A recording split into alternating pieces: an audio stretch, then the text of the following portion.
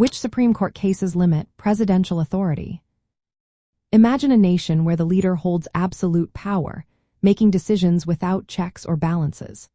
Now, picture a different scenario where the judiciary steps in to define the boundaries of presidential influence. Throughout history, several landmark Supreme Court cases have played a crucial role in shaping the limits of presidential authority, ensuring that no single branch of government becomes too powerful. One of the earliest and most significant cases is Marbury v. Madison in 1803. While primarily establishing the principle of judicial review, this case also reinforced the judiciary's role in checking the executive branch.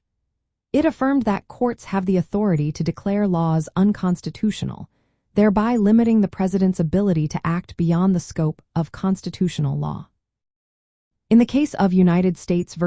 Nixon in 1974, the Supreme Court addressed the limits of presidential privilege. President Richard Nixon had claimed executive privilege to withhold information related to the Watergate scandal.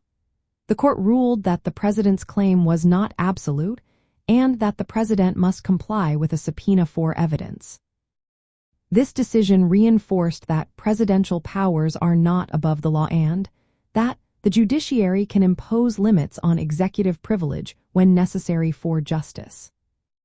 Another pivotal case is Youngstown v. Sawyer in 1952. During the Korean War, President Harry Truman attempted to seize steel mills to prevent a strike, citing his powers as commander-in-chief.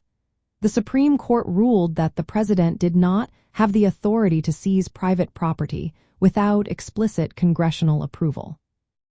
This case established that presidential power is limited by the Constitution and that the executive branch cannot act unilaterally in areas reserved for Congress. In the case of Clinton v. Jones in 1997, the court examined whether a sitting president could be sued for actions unrelated to official duties.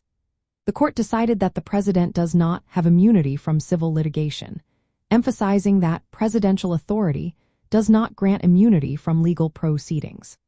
This case clarified that the president's powers are not limitless and that legal accountability remains in place. These cases, among others, serve as vital checks on presidential power. They demonstrate that the Supreme Court plays a fundamental role in maintaining the balance of authority among the branches of government, ensuring that the president's influence remains within constitutional limits.